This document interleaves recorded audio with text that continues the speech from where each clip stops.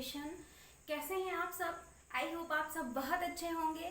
देखिए, आज मैं आपके लिए बहुत ही ज़्यादा इंटरेस्टिंग टॉपिक लेकर आई हूँ। ठीक है, ये हालांकि आपको ये वीडियो देखने के बाद आपको बहुत सारी इन्फॉर्मेशन मिलेंगी, क्योंकि आजकल देखिए ज़्यादातर लोग फाइनेंशियल क्राइसिस से गुजर रहे हैं बिकॉज रीज़न इज कोरोना।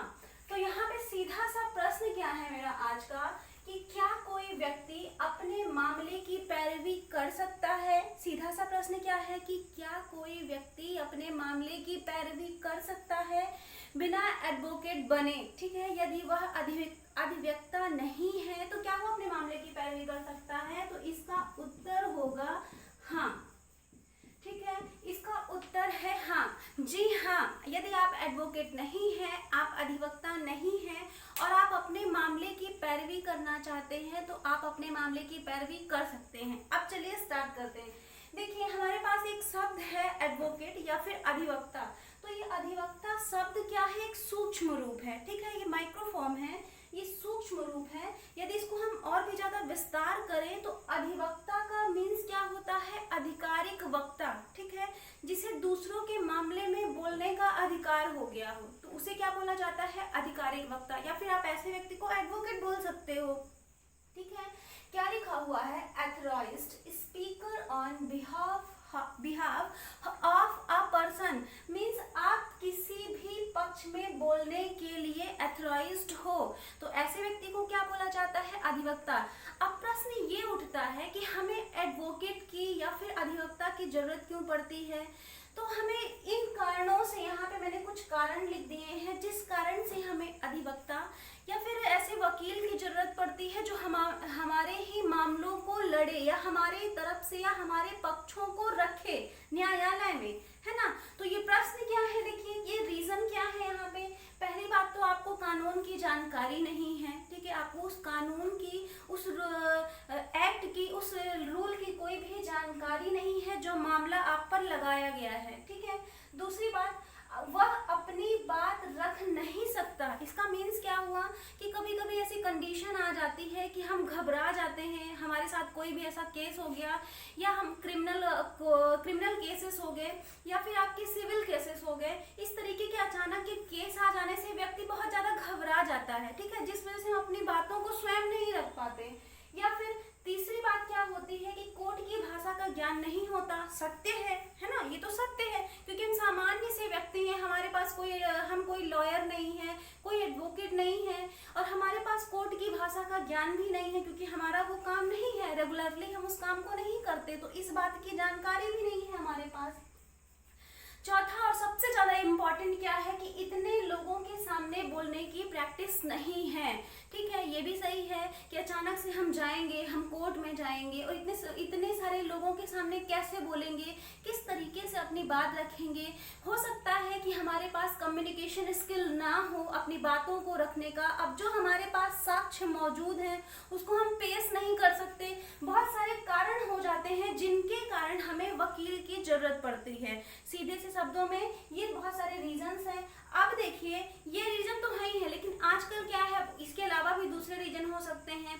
कि देखिए क्या होता है कि वकीलों की जो फीस होती है वो बहुत ज़्यादा फीस होती है, कोई भी मानदंड नहीं है, कोई एमआरपी फिक्स नहीं है कि आपके जो क्रिमिनल आपके मामले होंगे उनके लिए इतनी फीस लगेगी, सिविल मामलों के लिए इतनी फीस लगेगी। मतलब कुल मिलाकर यहाँ पे वकील अपने मनमाने ढंग से वसूली करते हैं फीस का।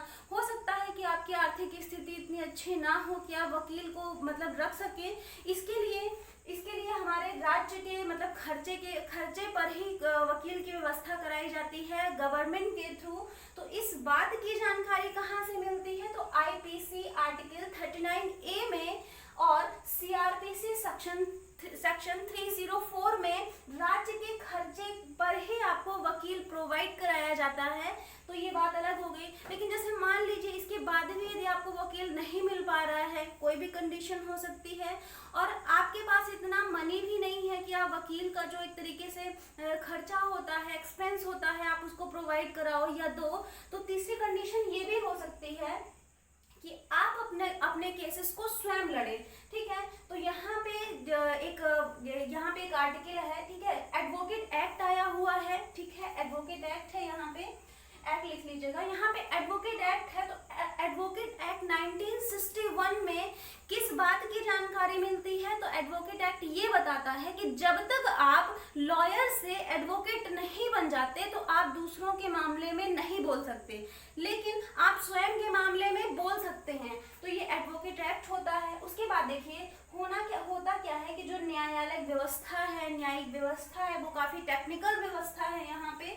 तो आपको सबसे पहले यदि आप अपना केस स्वयं लड़ रहे हैं तो आपको यहाँ पे इन चीजों की जानकारी होनी चाहिए। थोड़ा सा यहाँ पे बता दूं, जैसे मान लीजिए आपको क्या होना चाहिए, यहाँ पे देखिए क्या लिखा हुआ है, आपको थोड़ा बहुत सामाजिक जानकारी होनी चाहिए, ठीक है, आपको समाज की जानकारी होनी चाहिए, तर्क होना चाहिए, क्योंकि आपको मालूम है कि कोर्ट में वकील किस तरीके के तर्क करते हैं, तो थोड़ा सा आपके पास तार्किक ज्ञान भी होना चाहिए। तर्क के आधार पर जो ज्ञान है, जो बातें हैं, वो करने का तरीका आपको आना चाहिए। और सबसे बड़ी बात, आपको कोर्ट की भाषा आनी चाहिए, ठीक है।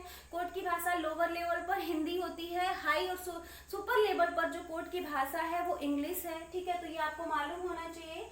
आर्टिकल 348 में यह बताया गया है कि कोर्ट की लैंग्वेज क्या है, इंग्लिश है, तो इंग्लिश इज मस्ट, ठीक है।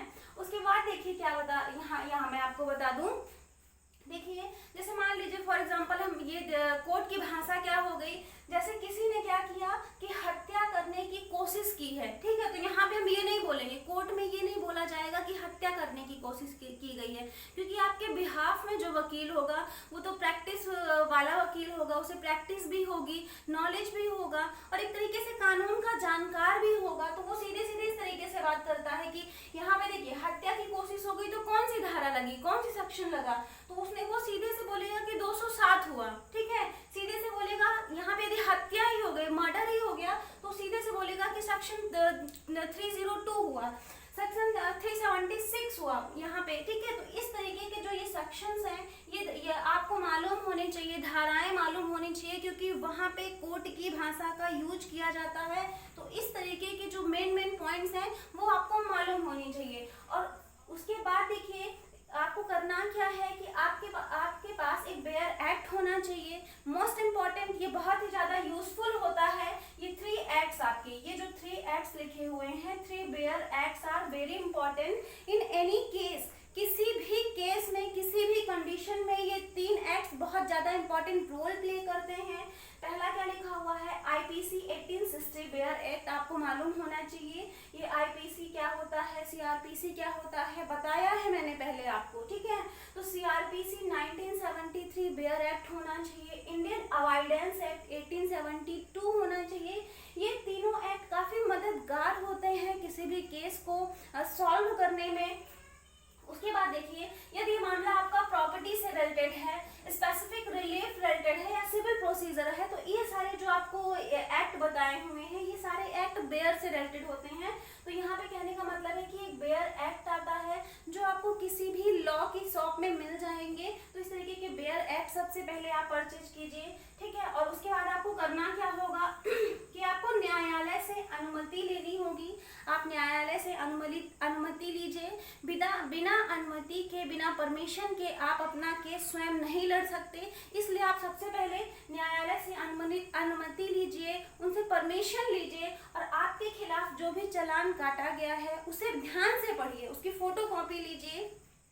कोर्ट से परमिशन लेने के बाद उसकी फोटो कॉपी लीजिए, जो भी गवाह है उनकी पूरी डिटेल लीजिए, जो भी साक्ष्य आपके विपक्ष में है उनको पढ़िए, उनकी पूरी डिटेल लीजिए, ठीक है। गवाहों की जानकारी लीजिए, मामला क्या है इस बात को समझिए, किस प्रकार के दावे किए गए हैं आपके खिलाफ में, ये किस चीज का है, पूरे मामले की जानकारी लीजिए। ये बेयर एक्ट खरीदिए, इस बेयर एक्ट में सभी चीजें डीप लेवल पर बताई गई हैं, उससे पढ़िए। और इसको पढ़ने के बाद क्या होगा कि आप एक तरीके से कहीं ना कहीं आप अपने पक्ष को रख सकते हैं। सबसे जरूरी बात, आपका कम्युनिकेशन स्किल बहुत अच्छा होना चाहिए, तर्क शास्त्र होना चाहिए, तार्किक ज्ञान होना चाहिए, कोर्ट की भाषा आनी चाहिए। तो ये सारी बातें होती हैं जिससे आप अपना केस स्वयं लड़ सकते हैं बिना एडवोकेट की डिग्री के, ओके। यदि मामला आपका क्रिमिनल है, क्रिमिनल मामले में आपको अरेस्ट करके बंदी बना के ले गए हैं, तो मैंने आपको पहले ही बताया था कि पुलिस में, थाने में आपको 24 आवर्स से ज्यादा वहां पर नहीं रख सकते, तो आपको न्यायालय भेज दिया जाएगा। 24 घंटे के अंदर, 24 घंटे से ज़्यादा नहीं, 24 घंटे के अंदर ही आपको न्यायालय भेज दिया जाएगा। वहाँ से परमिशन लेके आप इन सारी चीज़ों की जानकारी लीजिए। FIR जो आपके खिलाफ कराई गई है उसकी जानकारी लीजिए कि क्या कि पूरा मामला क्या है। इन चीज़ों की जानकारी लेने के बाद आप स्वयं अपना जो केस है उसे लड़ सकते हैं, ठीक है। तो आपको किसी भी प्रकार के वकील की ज़रूरत नहीं है, लेकिन यहाँ पे बशर्ते आपको सारी जानकारी स्वयं ढूंढनी होगी, सारे गवाह स्वयं ढूंढने होंगे। तो चलिए, ओवरऑल ये वीडियो भी कंप्लीट हुआ। आपके जो भी क्वेरी हैं आप मुझसे पूछ सकते हैं, या फिर आपको कोई ऐसा प्रश्न है, या फिर आप इन सारी चीज़ों की जानकारी किसी भी वकील या फिर किसी भी जानकार व्यक्ति से ले सकते हैं। आप चाहें तो इसी प्लेटफॉर्म में मुझसे भी क्वेश्चन करके आप अपने मामले की जानकारी ले सकते हैं। ओके, चलिए मिलते हैं हम नेक्स्ट वीडियो में। Bye bye.